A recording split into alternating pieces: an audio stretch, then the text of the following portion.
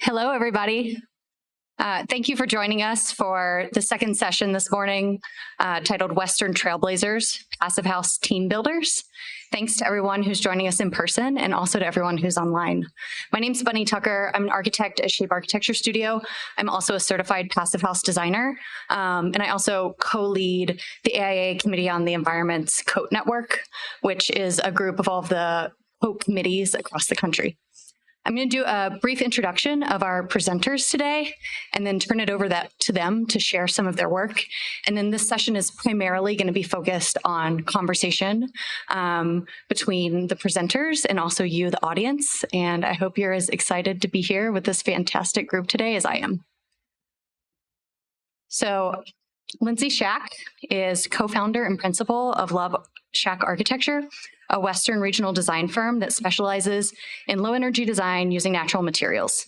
LSA sponsored certified passive house tradesperson training in Montana and Wyoming in 2018, 2022, and 2023 in an effort to realize the first passive house projects in the region.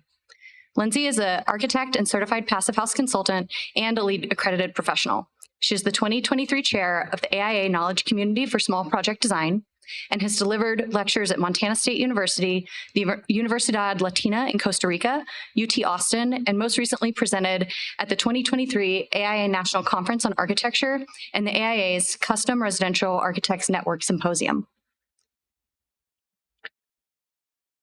That's me.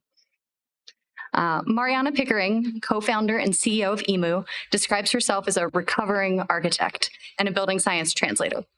In addition to running the day-to-day operations of the business, she oversees marketing and sales, as well as passive house design build training to assist, or the program, which includes professional students, training program, which includes professional students from all over the United States and Australia to assist project teams in defining and setting goals. EMU offers what they call Project Boost, using passive house as a measuring stick for high performance intentions. And in order to assist educated builders in executing their first passive projects, EMU runs a pilot program licensing construction details directly to builders to execute on the site.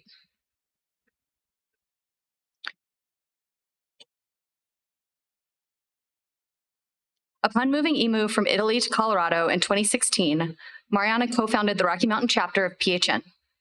And for the past 2 years, she's been on the road with the Wild EMU trailer, delivering EMU's Passive Pod workshop to 15 states from California and Texas to Maine and Minnesota. And finally, Edie Dillman is CEO and co-founder of Be Public Prefab. As co-founder of a decidedly disruptive women-owned benefit corporation, she's committed to systems change and the rapid adoption of solutions through innovation and collaboration. In her previous work at Innovate and Educate, she worked nationally on systemic problems in the education to workforce field. Her work included some of the largest community colleges in the US and ed tech companies creating just-in-time training for immediate job placement. This work led her to address the shortages and challenges of refilling the trades after 30 years of selling BAs rather than training skills.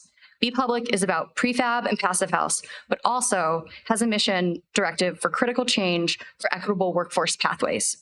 Her path to offsite construction and passive house wound through magazine publishing, branding design, business consulting, and creative startups.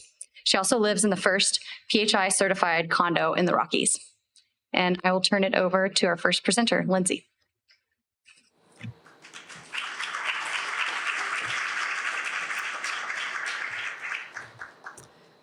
Good morning, everybody, and thanks for coming to hear us speak today. I am co-founder, as Bunny said, of Love Schack Architecture and its principal architect at the time. I'm happy to be joined today by most of the LSA team is in the room today, and it's really exciting. I said this morning, my goal here is to get them to drink from the fire hose of Passive House, whether they like it or not. We are a dynamic small firm in what we refer to as the greater Yellowstone ecosystem. This travels from Bozeman and the upper Red Circle to about 200 miles south to Driggs, Idaho in Teton Valley, Idaho, which is the western side of the Teton Mountains. And of course, Jackson is on that eastern side. Between Driggs and Jackson, there's kind of a treacherous mountain pass, and we are blanketed and surrounded by the Yellowstone nature and also in tremendous growth right now. Bozeman is the #1 micropolitan city in growth in 2022, and there is a lot of reasons to believe that we are going to see massive change in this very delicate ecosystem that we work hard to protect. This picture is one of our job sites, and that roof line you can kind of see in the background is not our project. That's the neighboring house. And we operate in a place where we have to think about moose habitat, bear habitat, snow loads, wind loads, earthquakes, really cold temperatures, really hot days, really high winds, invasive fire. And basically, we call it an experts-only territory. This is climate zones 5, 6, and 7. And so operating in a place like this, we had to take a really hard look in the mirror and decide about the kind of architects we wanted to be and the kind of projects we wanted to support. There's a lot of opportunities for architects to work in many glamorous places all around the world. And if you choose to stay in Montana, Idaho, and Wyoming, you're there for a reason. And it's probably not the 9-to-5 computer job that you've signed yourself up for. It's probably the nature and the spaces that you're in. And so we had to ask ourselves what we're willing to do in order to preserve the place that we love. So our method is passive house with natural materials. And the first project I want to share with you is a finished project in Bozeman. We are still trying to get it certified. We're working on that. It's funny when you operate an architecture firm, getting through the documentation process always seems to be the last thing on the list. But we learned some lessons on this project, and it's why I wanted to start with it. And what I wanted to share is that we used a SIP panel wall assembly. And that had, it was a foam Oreo cookie. And when all that foam showed up on the job site, including the panels and the underslab insulation, it kind of broke my heart. I was really proud of this first project. We worked really hard to get there.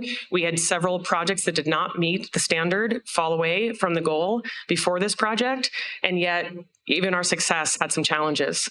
So our next project was in Wilson, Wyoming, and this one, we had this really incredible client who asked us, what is the most sustainable building we can build here? And we were able to convince this client to let us use cross-laminated timber. What it meant is that we had this beautiful monastic wood interior, which created a tremendous challenge for all of our services, all of our connections, all of our details, inclusive of all the insulation that was required to meet the Passive House standard in Climate Zone 7. So we used wood fiber insulation, and we wrapped the entire structure in a lot of insulation, and then a Shoshugi band siding. We included a green roof, a solar panel array on the top floor, and essentially the whole project is a guest house on that shed roof portion you can see. It's about 1,000 square feet. We squeezed in 2 bedrooms and living space in there. And then the lower portion is what we like to call in Jackson a toy box. So that is where you store your Sprinter van and your snowmobiles and your bikes. A little bit more about the project. We were able to use cross-laminated timber, wood fiber insulation. We did have rigid foam insulation below grade and Shoshugi band siding, a live roof green system, live roof green roof system, and rooftop solar. You might recognize some of these photographs. Shout out to EnterSign. I don't know if anyone from EnterSign's in the room. They helped us out with the windows in the project. And we had, what was really exciting about the project is that these are about 8x10 fixed glass and a lift and slide door next to it that faces north, because that is where the view is in Jackson. And so the challenge was can we push design on this project to achieve the goal and not have to back off so much on the aesthetic goals of the project? The next one, this is in Alta, which is technically Wyoming, but on the western slope of the Tetons. And if you drive down the hill from Alta, you get to Driggs, Idaho. And so it's western facing. And we wanted to try again to use this passive house method and meet our climate goals, but also meet the aesthetic goals of the client. And we worked with Collective Carpentry on this project. It was a complex form. We had, again, large corner windows. But with working with them and with our great contractor, this picture's from September, so it's pretty recent, and we do hope this project will be finished before Christmas. And then the last project I just wanted to share about is a new system we're working with new frameworks, which is straw panel. We believe very strongly in being responsible for the materials that we choose in our projects. And when we started to understand that we could make an unconventional material respond to a conventional economy, and we could bring panels on site. Here's some renderings of this very simple project. And I will note, I guess, not to digress when I see this picture, but it's a really simple form. We're aware of that.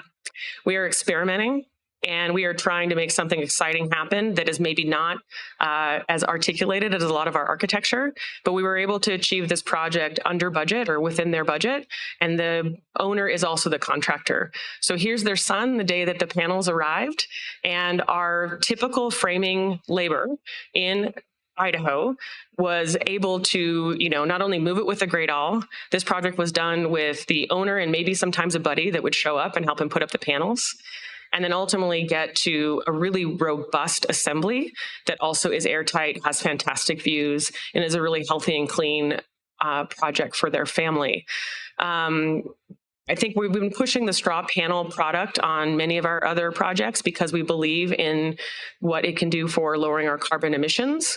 And we are sourcing these panels from new frameworks out on the East Coast, begging them to maybe start building them out in the Rocky Mountain West. We'll see. But it's really exciting to show this project to experienced contractors in the area because their idea of straw is something different.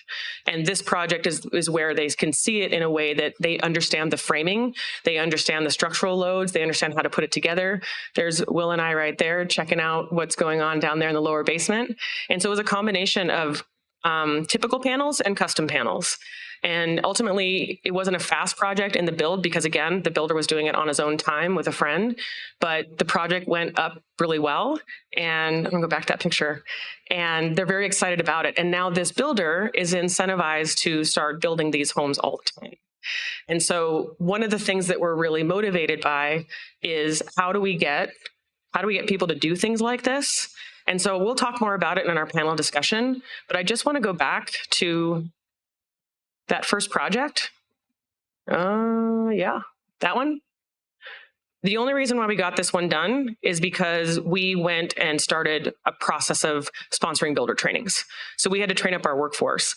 And once I realized that I wasn't going to have to litigate the goal of Passive House at every opportunity with a contractor, we could all work on the same side of the table, be part of a team, and we could achieve some really exciting new work. And now in our projects, when we have Passive House goals, we require that our contractor is trained. And with that, I'm going to pass it over to Mariana, right? Yes.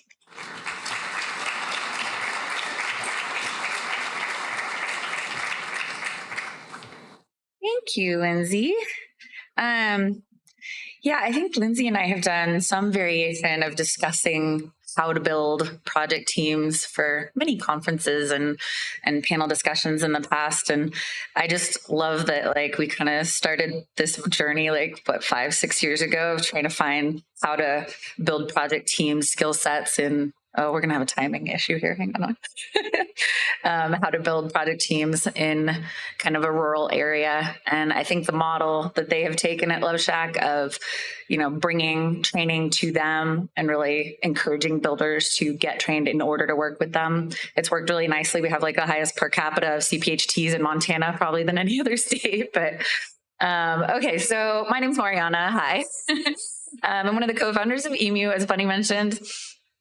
So we early on saw that building a community via education was something that was very needed in order to actually get successful Passive House builds. She mentioned before, I described myself as a recovering architect. Our company started as an architecture firm in Italy. We were there for about 8 years, which is kind of where we found the Passive House standard and immediately latched on to it as our internal benchmark for how we wanted all of our projects to go. And then immediately what we saw is there's a bottleneck of on-site training and quality assurance, quality control. And we spent a lot of time on site because of that. When we moved to the United States, 2016, 17, similar thing. It was very clear there was kind of this void of education for trades, on-site builders, architects trying to find project teams that they could pull together. So we didn't really go out intending to become a training organization, but we became PHI accredited education providers for the CPHT credential, really out of necessity in a lot of ways. And what it ended up being was really community building. So, and that's what we're going to talk about a lot more in our panel when we have our discussion. And I'll just kind of go through what we did from the EMU side to try to encourage that community growth through training. So the first thing we ran into is that, and if I have any alumni here from the first year, they deserve large congratulations because there's one right there, because they took the whole course in metric. So one of the big things was, the material was very Euro focused. Case studies were European, masonry retrofits, things like that. We needed to kind of address that. So we rewrote a curriculum specific to the North American market. We also have a curriculum specific to the Australian market now, which is great. And really tried to pull it into what are the products available here? How can builders feel confident about trying this out with the situation we have at hand right now?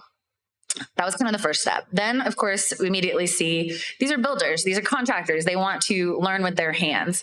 A lot of times, the theory behind a lot of the coursework that goes into learning Passive House, it really solidifies for them when they then apply something physical to that. Our first version was super,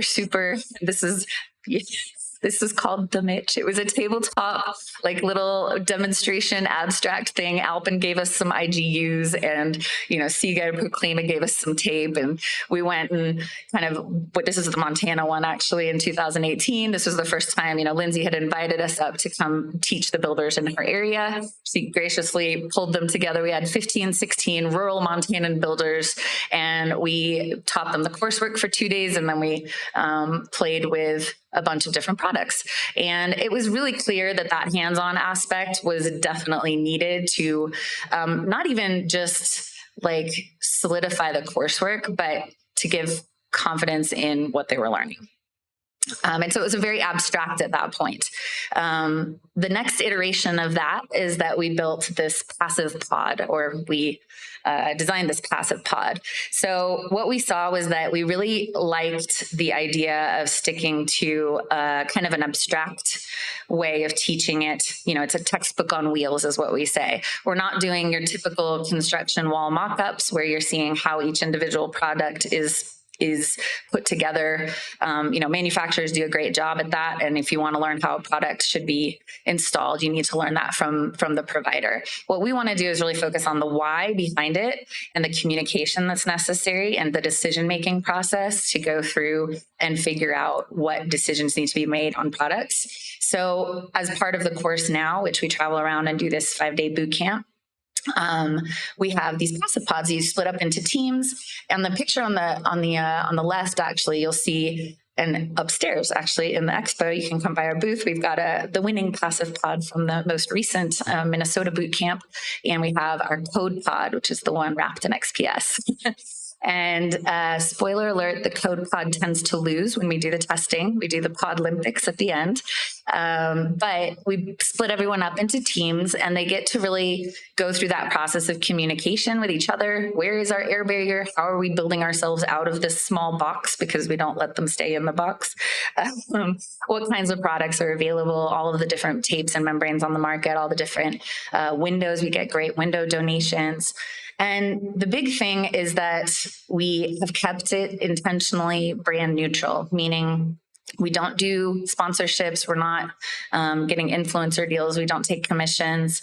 All of the product that we show in class has been donated by different manufacturers that are, confident that their product is good because we are talking about the good and the bad and the ugly and all of these things. Our trainers are not influenced by anything other than research and passive house science to try to understand what the best decisions are going to be. Then once they can make those decisions, they can go down the path of talking to each manufacturer about how to best use that product, which is great.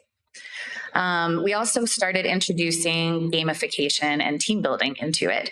A lot of times when we started, I always kind of tease Enrico, my co-founder, because he came up with the idea of, we should do these pod Olympics. We should have them test the pods against each other. And I said, that's great, except they're American builders. So you got to have rules. There's got to be you have to have criteria.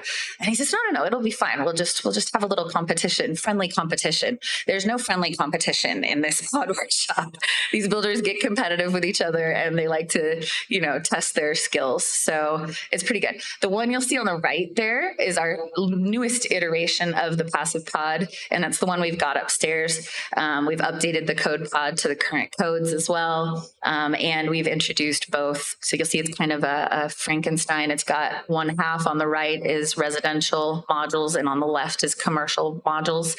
We try to give different options in those types of wall assemblies that they're putting together. It causes a lot of discussion around where the air barrier is because they then have to join those together.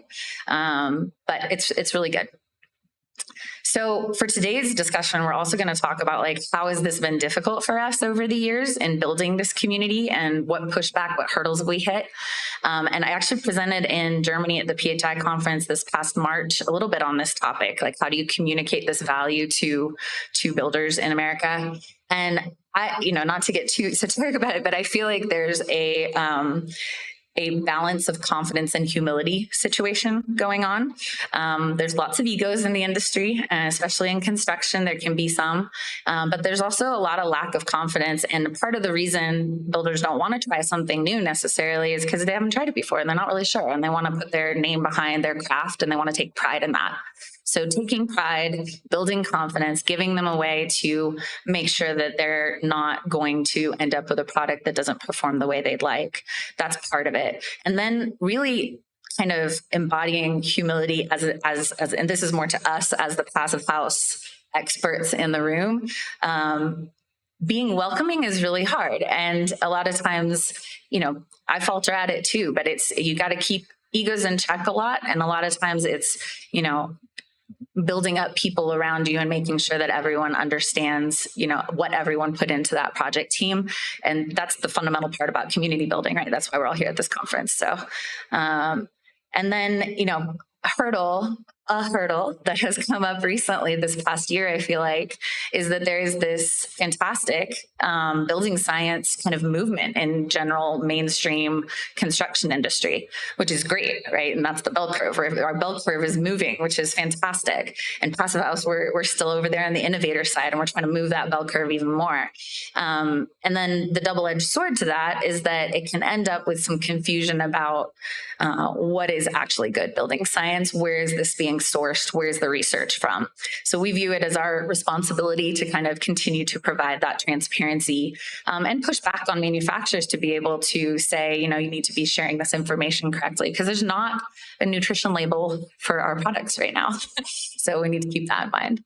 And then what does the future hold? We're going to talk about more of this later, but the training has just been, the interest in Passive House training has just been exponential for the past few years. And I don't anticipate that going down anytime soon. So it's great. I think we've got so many alumni now. We're nearing, I think, the 1,000 point soon for America. And that's CPHTs across America. So you can see, depending on where we've done training, these little regional alumni groups are popping up. And that sense of community is even more needed because that's their tribe, right? And how are we going to get there? We'll talk about this a lot later in our question and answer as well, but camaraderie and accountability. So how do we make this a fun experience for everyone who's involved, but also, again, that source of pride and a way to kind of support each other through the process. The successful builds that we see and what we're seeing coming out of Montana now, and this is like the ripple effect of having done the training 5 years ago now, is that there's actually project teams forming where it's less of the passionate pioneer here and there, and it's more of an entire project team with people that can all communicate with each other well. And to get to that, we have to have more alumni. We have to have more people educated, more people speaking the language to be able to find each other, to work it with each other well, and have options for your project team. I think that is where I shall end, and I'll hand over to Edie. One thing. quick thing on my handover to Miss Edie is that now what's really exciting is that we're starting to have a lot more innovative products on the market. And that's again where like us as trainers, we feel like it's our responsibility to make sure you know everything about that. I'm ruining your timing, Edie. And so here's my transition to Edie now. Thank you. Oh, I stopped it. That was very kind. And it will all be clear why we're talking together as I go forward. I wanted to stop and say thank you to this group, but also to the organizers, to the staff of PHN, and all the volunteers who put on a beautiful conference. I'm really pleased, former board member, and it's a beautiful event and great to have it here. So let's see if I can do this. This is a funny place to start, but I did have a science teacher as a junior in high school. Or in biology, you'd raise your hand, panic that there was a needle going in your arm and you were taking blood, and you'd ask a question or ask for reassurance, and he would say, trust yourself. Trust yourself. Never an answer, never direction. So I would say, kudos to you. You get an A+ for being here. We've all come to the same conclusions. We're inquisitive about Passive House and what's happening in our industry, and trust yourself, because ultimately we're in this together. So the title of this panel is Trailblazers, and I do take issue with that because, fundamentally being a trailblazer means you're alone. It's a solo endeavor, and it is risky. And it is not sustainable. And so how I look at this is really that we are facilitators. Both myself, our staff at Be Public, we're facilitating change and adoption to not just Passive House, but offsite for the industry. So great pictures of trainers, the Icebox Challenge here in Colorado, architects doing lunch and learns, you name it. We're really facilitating information exchange. This is funny. You start a company, and we started in 2019, and everyone in the business industry will say, just keep it simple. Like, do one thing really well. And of course, that doesn't really work. But we did start with a standard kit of parts approach to Passive House. This is a rollout business from an architecture practice. My partner had been practicing Passive House for quite a bit and wanted to make it available to anyone who wanted to build new. We started there, but we added on. We have architects and designers on staff, and we have standard plans that can be adapted, and most everything becomes adapted. But really going to that direct consumer relationship with homeowners to bring Passive House out into the market. And we still continue to do that. But then we went immediately into B2B. So supporting architects, designers, engineers, and builders in the adoption of offsite. And in that, there is a tremendous amount that we provide, from assembly sets to estimates to one-on-one tech support for those projects. And then, of course, taking that B2B and deepening it with other resources. We do a lot of this. We talk to AIA, to the home builders associations, and continue to offer support online, both in virtual meetings, of course, Zooms, but also a tremendous amount of just video content that you can access at any time. There are also downloadable tools on our website. We're really there to support you in your exploration of what might happen next. And then we're really about collaboration. This is a really exciting new collaboration with another architecture practice that we'll be rolling out later this winter. But the company and our system is designed to iterate. So always improving. We're on Series E of our panels, and all of the improvements really have come from the builders out in the field asking for improvements and changes. So we think, and we're going to switch to manufacturing now of offsite, we think in collaborative terms. So not competition, but really in working together to grow this industry and offer it across the country. This is our facility in Las Vegas, New Mexico, so it's about 4 hours south of here. So serving a lot of Colorado, New Mexico, and the West.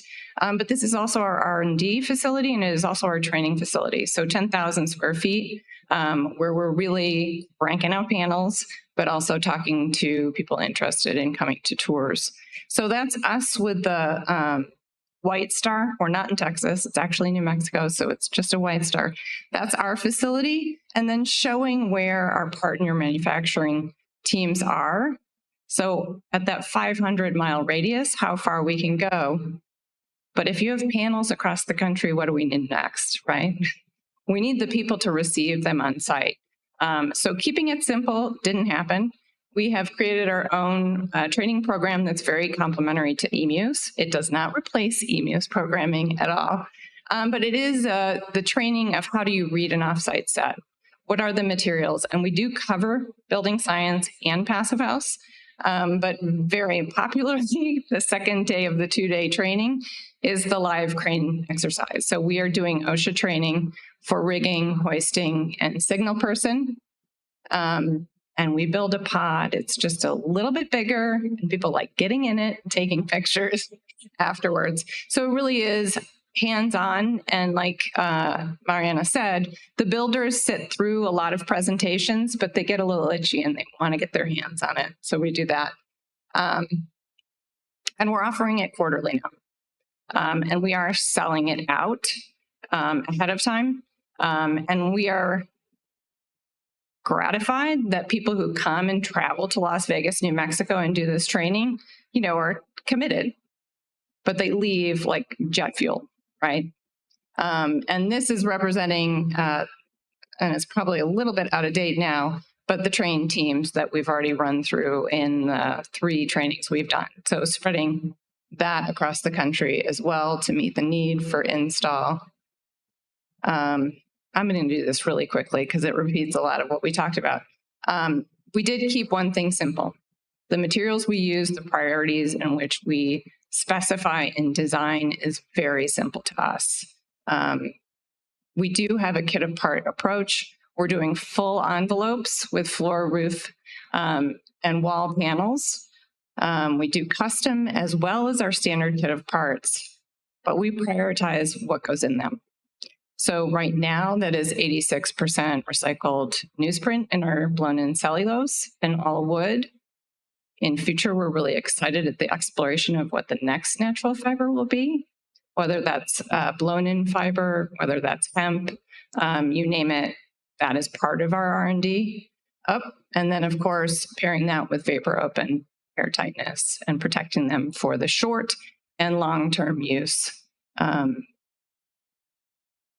And really at the base of it, this company was created believing that Passive House should be offered widely, that this is a beautiful community, but we spend a lot of our time educating other folks about what this is and how to access it. But it's the core of our product and our core belief in what needs to be out there. You can talk to us in many different ways, and it's real people who pick up the phone.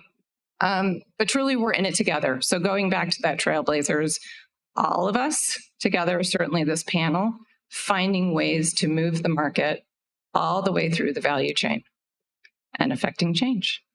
So this will be a good conversation. Yay. Thank you all so much for those really engaging presentations. It was really exciting to get a little bit of a taste of the work that you've been doing. A trailblazer, as Edie alluded to, is one who creates a path. One who creates the path for others. Sometimes this can be a lonely pursuit, as you mentioned, but it's helpful to have this community to make that change. But I wanted to hear a little bit more from each of you about what qualities and skills you've relied on to successfully blaze new paths forward in the Passive House industry, and also what hurdles you've had to overcome in the process.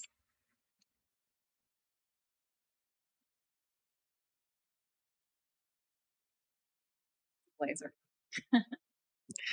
Thanks, Bunny. Well, when I first learned of Passive House in 2015, my co-founder and I, Lindsay Love, were working on a Boys and Girls Club, and we needed to find the most affordable, safest, healthiest assembly for children. And I found out about Passive House, and I got so excited about it. And I was really frustrated that I couldn't seem to find any peers that were in the space. And definitely had some moments over the years as we were trying to get projects started that I wasn't really sure if I was putting my energy in the right place, because it was so frustrating that we were bouncing off of projects and people were like, well, seems kind of crazy to do that out here in Montana. And we had to sort of have a lot of resiliency around it and confidence, I guess, that we knew the building science behind it, we knew about materials, and we knew that this was a better way to build. And ultimately, it came down to having the humility to just go and talk to people and say, I think you should learn about this. And when I say humility, I also mean owning our own humility of like, we didn't know about it until we knew about it.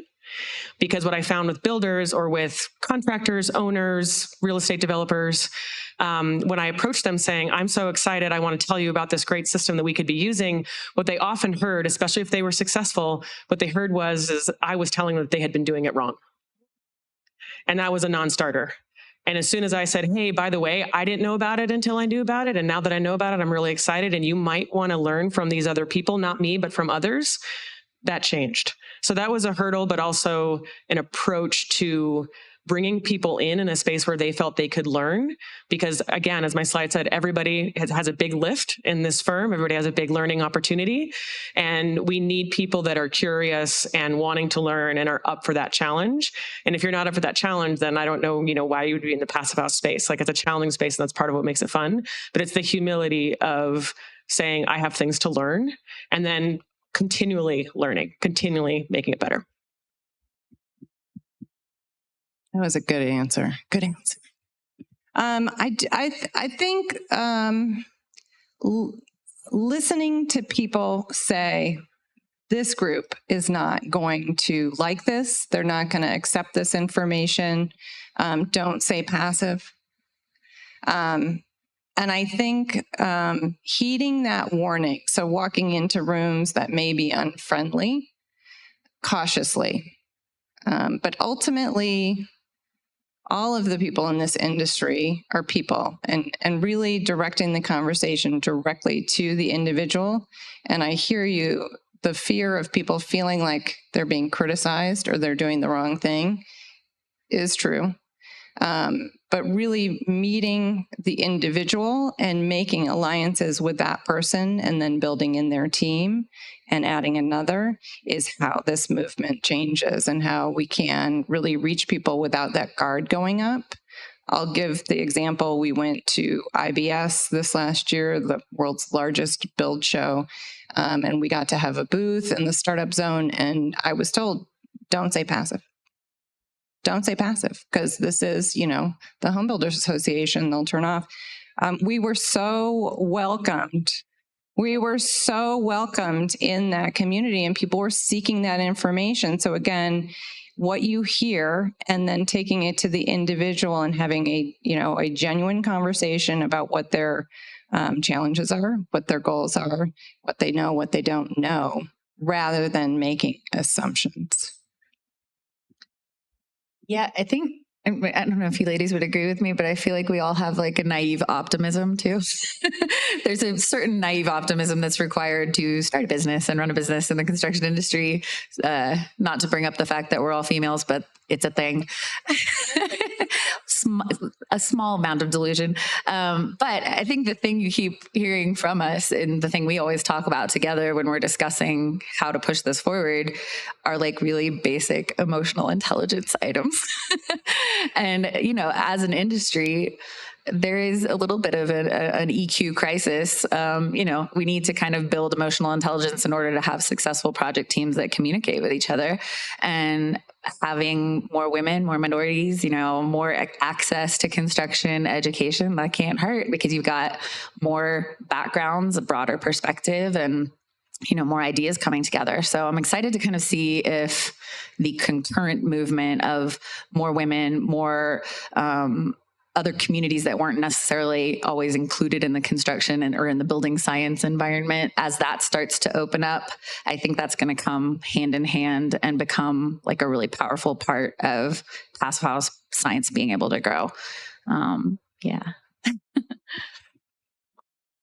That's actually a good segue to our next question. So each of you are business owners in the Rocky Mountain West, and you're dedicated to creating new markets for building construction practices. How does the work that you're doing in the West compare to the work that we're seeing on the East Coast? And are there any particularities in the communities and the regions that each of you are operating in that either support or hinder the success of your organizations? So I think we're all going to have a little bit of a different perspective on this because we're doing different things within this space. When we talked about it before, I mentioned that, we're doing training all over the United States. We happen to be based in Colorado, but a lot of our students are spread out everywhere. So we do get a lot of East Coast students. And the difference I see is kind of just the regional development of Passive House in general is at different phases in different places. So New York is way into the multifamily. New York and Boston and East Coast have a lot of multifamily examples. So we get a lot more students that are kind of from larger contracting firms or, PMs and estimators and all of that. Whereas West Coast is a little bit more residential, still focused on residential. In the middle of America is a lot of that kind of pioneer mentality, but that's shifting a lot. At least what I'm seeing right now is, it used to be a lot of individual owners, coming in because they were interested in it. But since we've been doing this for a while, we're now getting the generation of those owners having grown their business, sending their employees in as part of their onboarding and part of their training. And so that new generation, and this is what I was saying before, we're just now in the middle of America getting to the point where there are enough people geographically close enough to each other to even start talking to each other about being on the same project teams. And so there's going to be a little bit more rough road as people figure out who they work well with and who they don't. But 5 years ago, there was no one. So it's a good direction. But I think to speak to kind of how it's different in the middle of America versus the coasts, it's just one step behind that, but it's very much on the way. And I think this kind of conference is great because we're bringing in all of this knowledge from the East Coast, from folks that have executed this already. How can our policymakers here and our builders and our architects here kind of take from those lessons and jump on and catch up really quickly? You just made me think of something different about us Westerners. And your presentation speaks to it.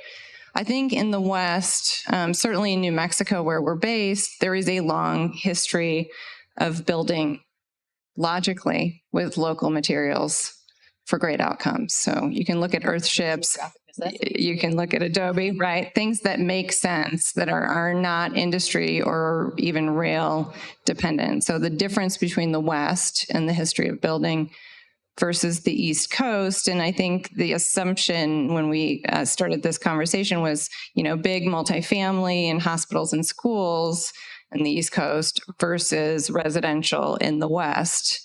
And in some ways, it's a merging of different movements in the West that's bubbling up.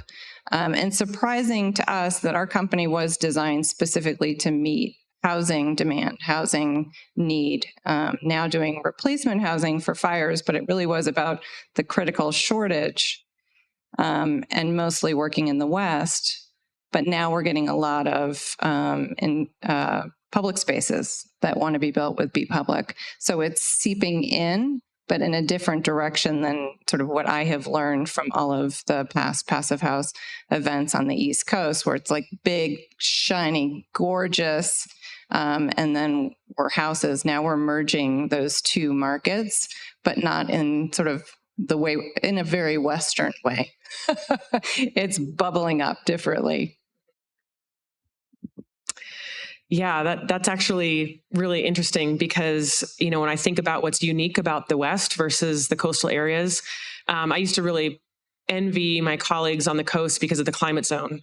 And I thought, if I was just in Portland, if I was just in Seattle, it would be, all the stuff that I'm doing would be so much easier. I'd be able to convince more clients and more owners that this was the right thing to do.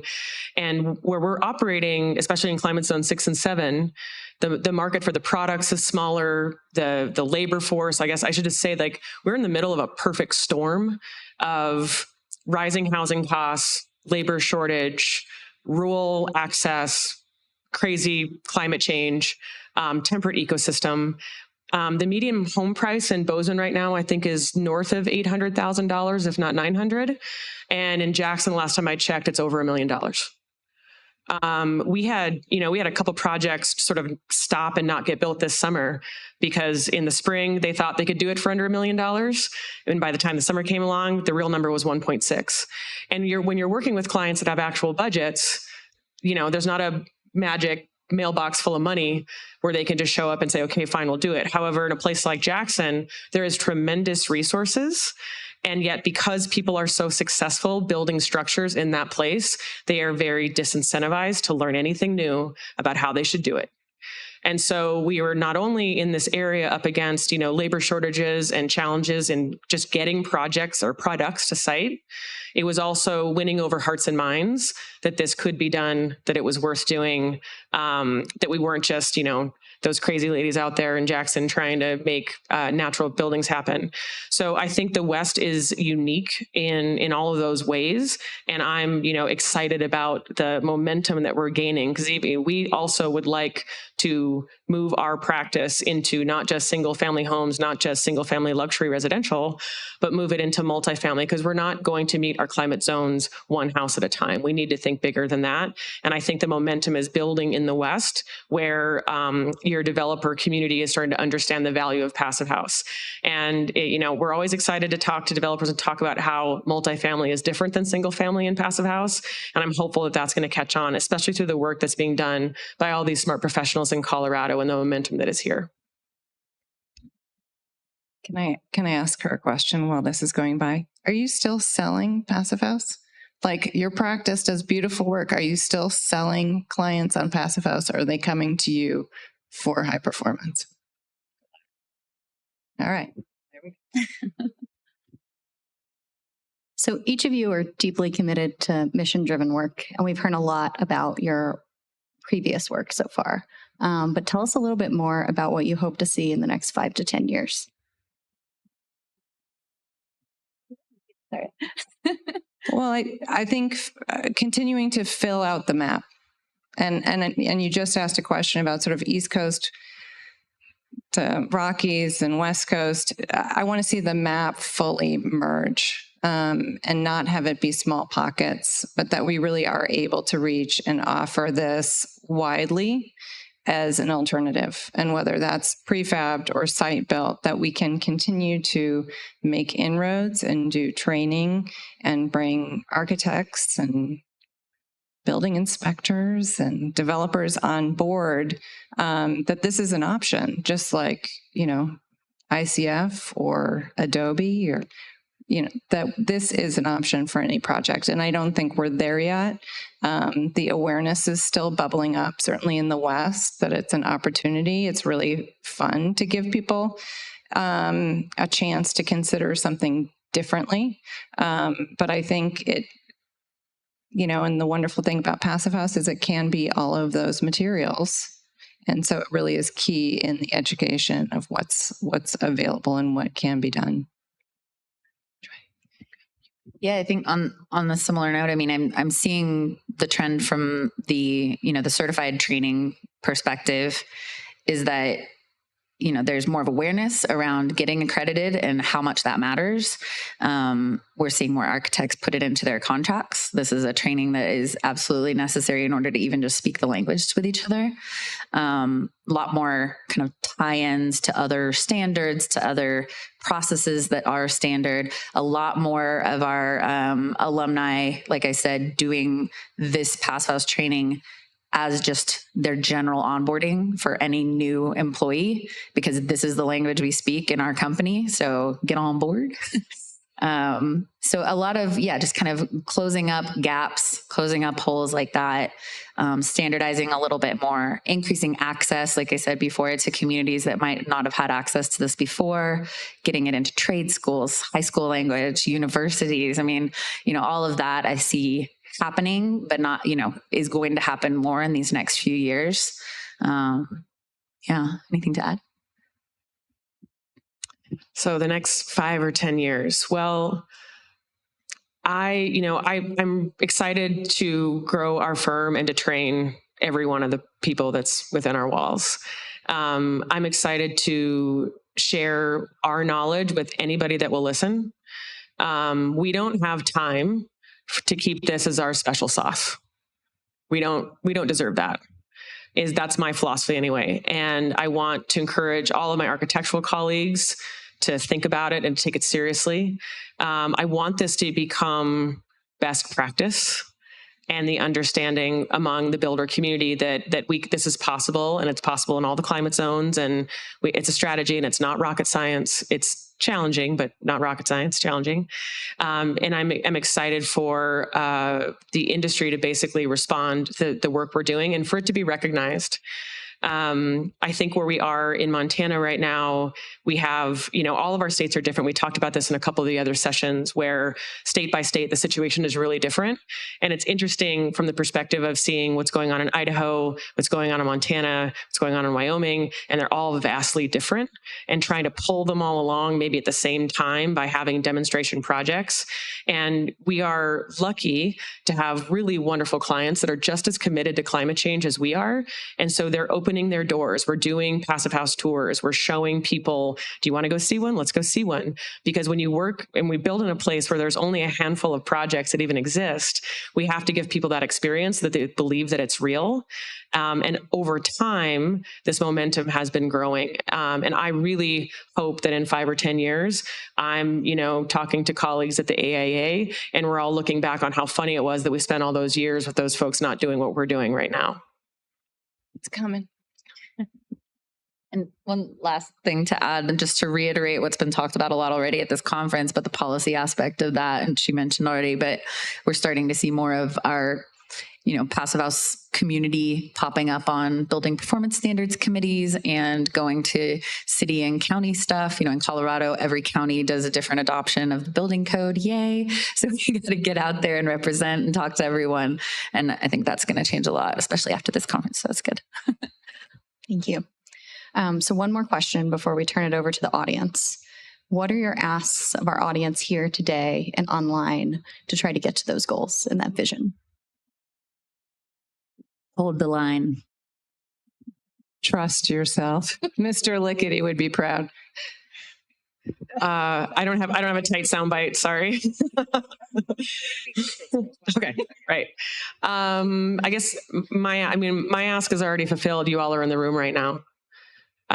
We have to do better, and I would just promote the training for the builders, for designers, for anybody who's willing to listen, to take time to invest in yourself and learn more about this process, because we're ultimately all building better buildings about it. And I'm very excited that the passive house community not only is focused on energy is really important, but also focused on materials and our carbon impacts. So thank you, all of you, for being here. And my ask would just be that, again, keep doing what we're doing, take the training seriously, and maybe don't be afraid. Yeah. I know for a fact that there's some students watching, so I will speak to them.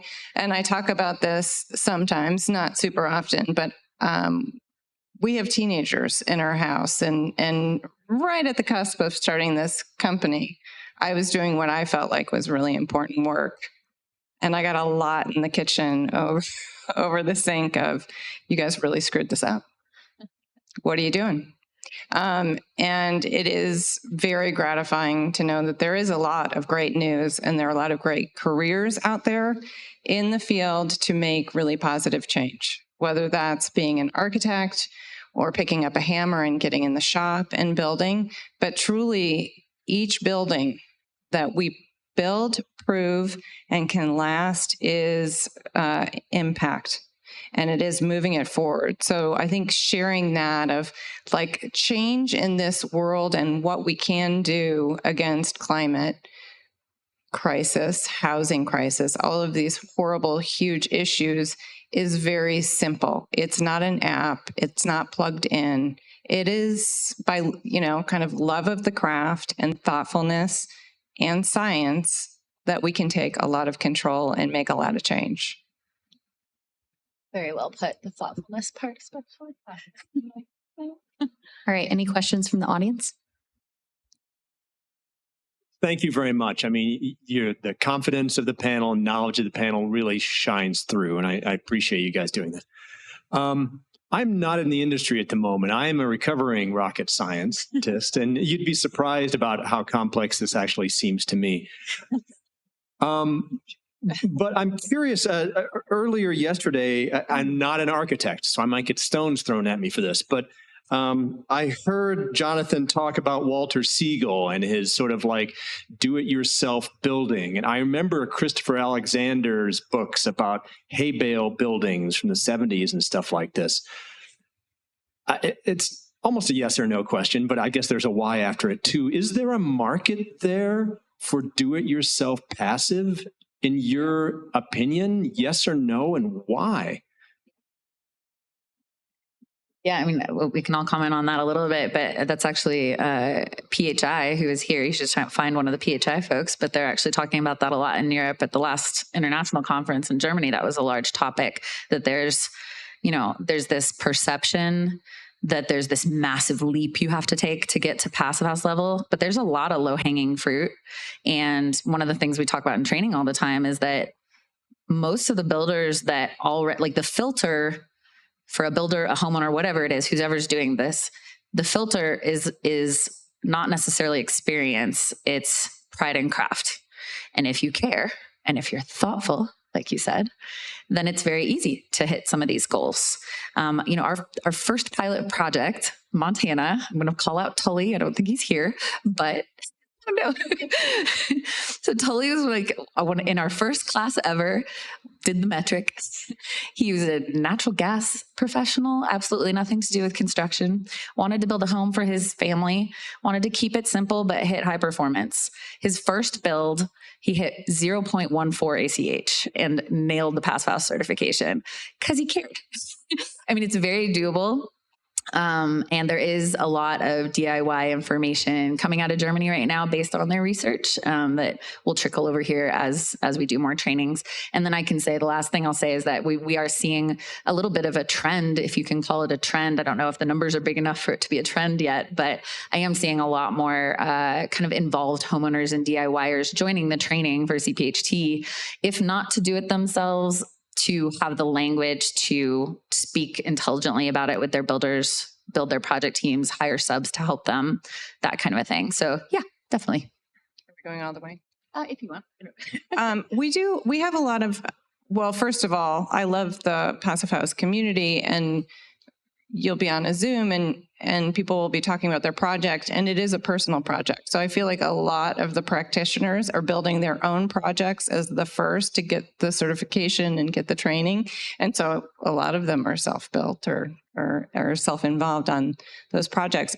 We have a lot of homeowners that are in rural areas that it's very hard to find builders.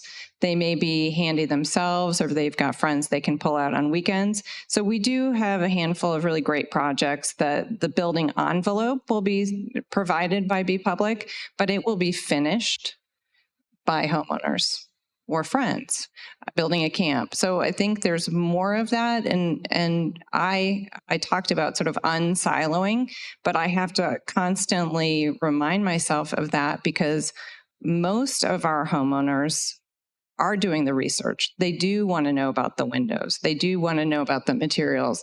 And so to not silo them from our builder training, we actually had a homeowner come. He was a fantastic participant. Like he did the crane thing, it was dynamite. So to be able to include people and give that as an opportunity, because with the trades issues, we may not have builders available to do all that we want to do. So to enable people to do a self-build is important. I would just add that actual DIY passive house, I'm going to disagree a little bit. I think if it's the first one and it's highly custom, you're a bit delusional. Delulu, to shorten it. And Tully was one of our first passive projects that we worked with EMU on in Red Lodge, Montana. Again, had never built a house before. Did it himself. It took forever. And we will never build that wall assembly ever again. But it's really airtight, right? So I think that it's the prefabricated modules that will simplify it for a DIYer. I always educate clients about the 3 legs of the project management stool and the 3 reasons it can be good, cheap, or fast, and you have to pick 2. You don't get all 3. And so when we think about prefabrication, in Edie's case, I think those are the best opportunities for DIY, where a lot of the decision making has already been sourced for you, and then you can execute. It's the audience. Hi, everybody. Great panel. I have to say, I'm sitting here just bursting with pride that there are this many fabulous women out west doing this level of quality construction, design, and delivery and training. So my question is pretty leading and potentially self-referential. I want to know why, what value do you find and have you found in engaging with the Passive House community at the sort of organizational level? All of you have contributed in particular ways, but the building of an organization and a building of a community and a platform such as the Passive House Network, what value do you find that brings your practice and just sort of a resource access to, moving this whole enterprise forward? Well, and I did mention I served on the board of PHN, and it was an amazing group, and being able to help and support grow this was really important and impactful. This conference in particular is really important to come to because a lot of what we're doing is remote, and so to really see your friends in the industry and encourage and really be kind of on the same team is fantastic. I think for us, again, going back to the education, having a larger organization, an international organization to point people to for deeper research information, there's only so much we can provide online. It's wonderful to be able to point to Passive House and to the network and encourage people to find an architect locally, to, join a Zoom, because there's only so much we can handle. And if people are still in that exploratory, they need to be here. We can't carry that. Yeah, from my perspective, it's super simple: policy and funding. As the nonprofit representation, PHN and other organizations like that are in a unique position where small businesses are not, to try to bridge those policy things and get it more into the normal language of everything that we've been talking about around policy at this conference. And then the funding part. I'm speaking from a brand neutral perspective where we're not getting funding from manufacturers. So we do need, to investigate where is grant money, where is nonpartisan, funding available to help builders with their tuition to get training.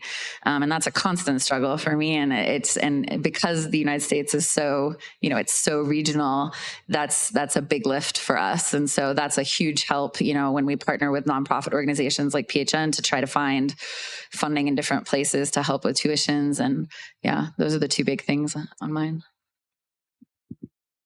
Thanks for the question, Bronwyn. This network, this organization has everything to do with us being able to have the impact that we've had, because there's a resource. There are peers, there are colleagues, there are people to call up to understand, I need this consultant, or I need to understand this system, or I need to learn that product. And it's been said before at the conference, but I'll say it again. This community is more collaborative, helpful, open than any other professional organization that I've been a part of. And I've made it my personal mission, actually, to poke the bear at the AIA. I'll just go ahead and say it and ask them why the AIA is not more inclusive to this community and why I'm not learning more about Passive House when I go to an AIA conference. And I think we're finally starting to get inside, and they're starting to respond to us now. And we had some great straw bale workshops at the recent AA conference and Passive House talks. So that's great. The other thing that I wanted to mention in relation to this question and this community is that there are a lot of women that are part of the Passive House community. And there have been discussions where I've been talking to friends and colleagues at work and wondered why that might be different than other architectural or professional organizations. And I think it comes back to that piece of humility. And Mariana even had like a theory a few years ago about, how am I going to convince all these builders to sign up for a builder training 5 days in May when everyone needs to be out there digging holes in the ground at the start of the summer, and get them to be in a classroom, spend money, and then ultimately engage in this training opportunity that they didn't really understand the outcome in. They trusted me. That this was a good idea. And at the end of that week, they were ecstatic. They were stoked. They were really excited about the value that they would bring to all of their projects. And I have a theory that part of their willingness to step into that space is because perhaps we present a less authoritative or threatening sort of competitive person to work with. And I'll take that. I'm happy to be that role if I can be in that position. If we can be a gateway for more people to see that, like, oh, if they can do it, I can do it. I'm all here for it. I think it's great. Hi, ladies. First of all, I want to say I so admire you. You guys are all heroes to me. Glad to know you. Regardless of your gender. Could ask you a lot of questions, but one that I think might be most helpful to people is, what are the words you use to sway towards Passive House without saying Passive House? Lindsay, you gave us a great example of, I didn't know until I did know, but what are some of the other thoughts you have towards that? Comfort. And, especially when you're working with any kind of client that has any kind of resources and might imagine themselves somehow in like the high performance space, whether they have a high performance car, whether they're a high performance athlete, when you relate high performance values to their home, they start to listen. And just the comfort piece of healthy indoor air quality. I stopped boring people with energy savings and heat recovery ventilators and just, all of the energy strategies and mechanicals, with just asking them, talking to the parent whose kid has asthma, talking to the person who doesn't have air conditioning in Montana because you didn't used to need it, and there's a wildfire event outside and they can't open their windows at night to flush out their house. So talking about comfort, talking about quality of life, and getting to people, especially if they're going to build new, it's a little bit of a different conversation on the renovation retrofit side. But when I have a client who's going to build a new house, to talk to them about the vast investment they're about to make, especially where we're building. It is insanely expensive, and it's still insanely expensive to build a code.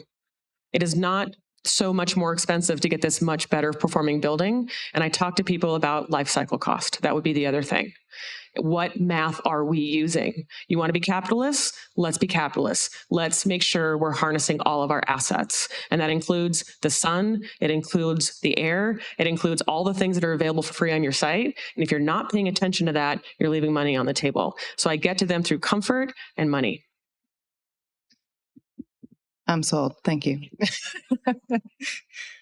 We do. We talk a lot about comfort. We talk a lot about health. I wouldn't say, we talk about energy, but in some ways we're talking to people about, choice, like wait to put the solar on. There are certain areas where we're working where you have to put solar on, but in new construction, wait, like experience for yourself what your comfort and what you need. And maybe if you have that EV car, great, put the solar on there, but letting people have that choice. And it's very hard, and we're doing the tour tomorrow, and every time we have opportunity for people to experience high performance homes or envelopes, it does mean all the difference. So for everyone who's completing projects, are thinking about working on projects, plan for those tours, plan for opportunities to share it, because we can talk about health and, thermal comfort.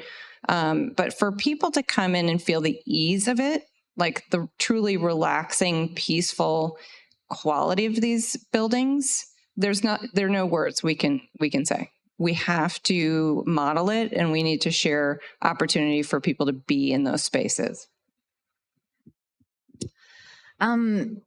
Yeah, I kind of have a couple of thoughts on this. So, my strat, because I feel like all I do all day, I have 2 minutes, okay, two quick thoughts. I feel like I talk to a lot of skeptical contractors who, have to be convinced in a certain way that this is going to be a good process to go through this training. And my strategy is that I ask them what's frustrating them right now. And I mean, my target that I'm talking to are builders. So it's not like going to talk to a homeowner, but it's the same thing.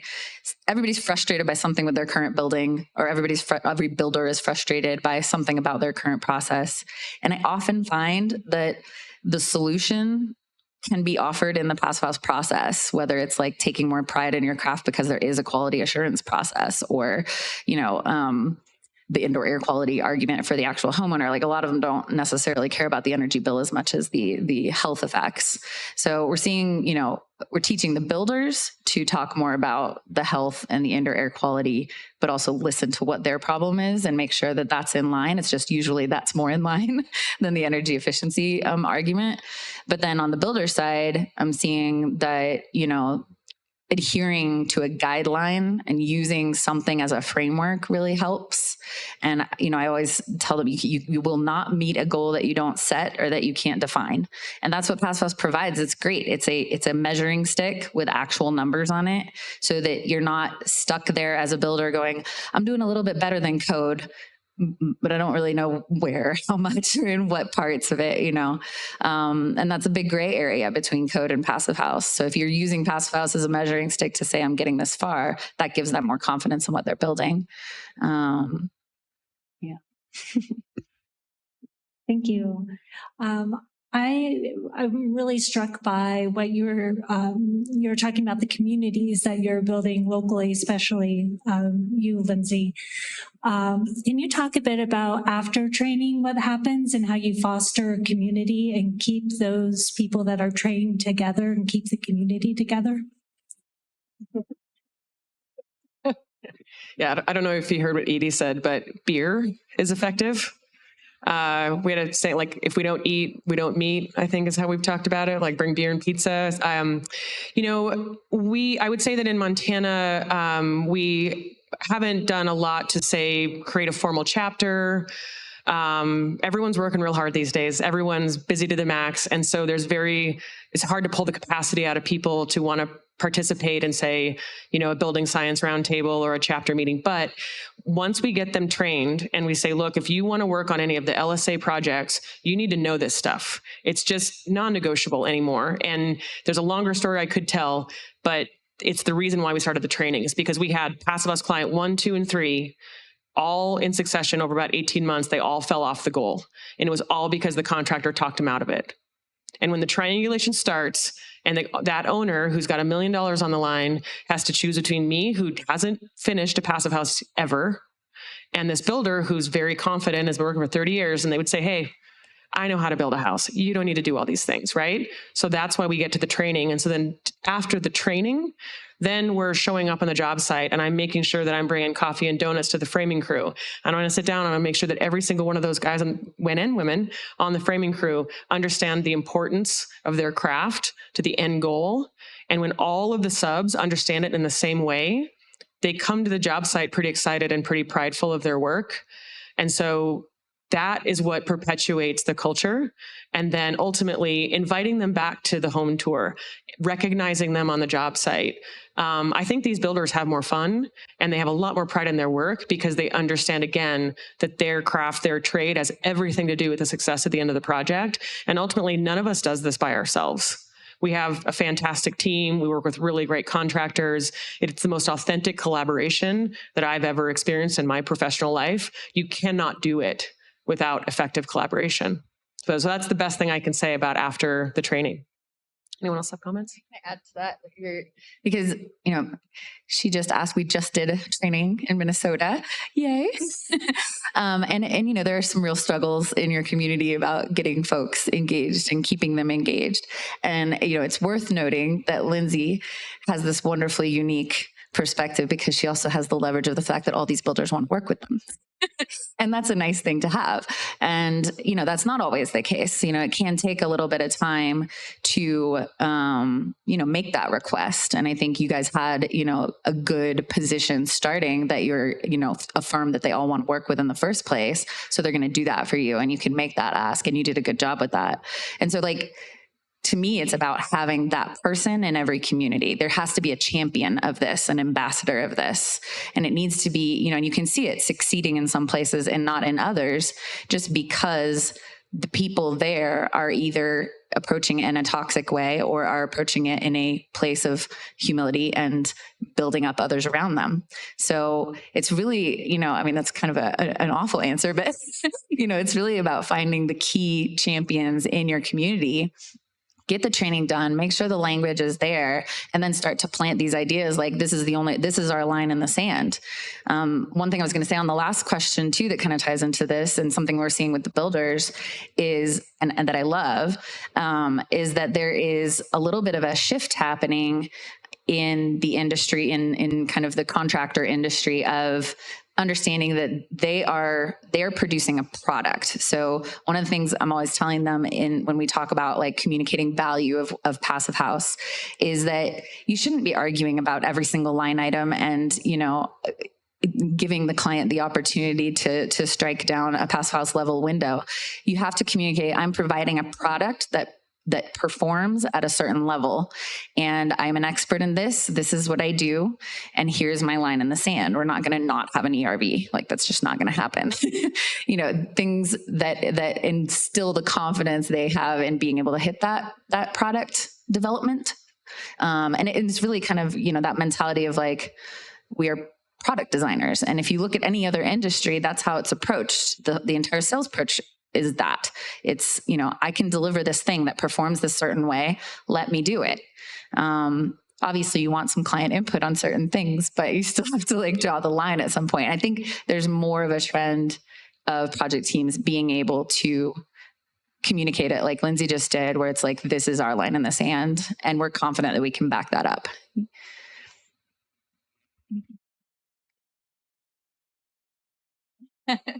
Well, thank you all for your really great questions. This was a great conversation about effective communication and community building.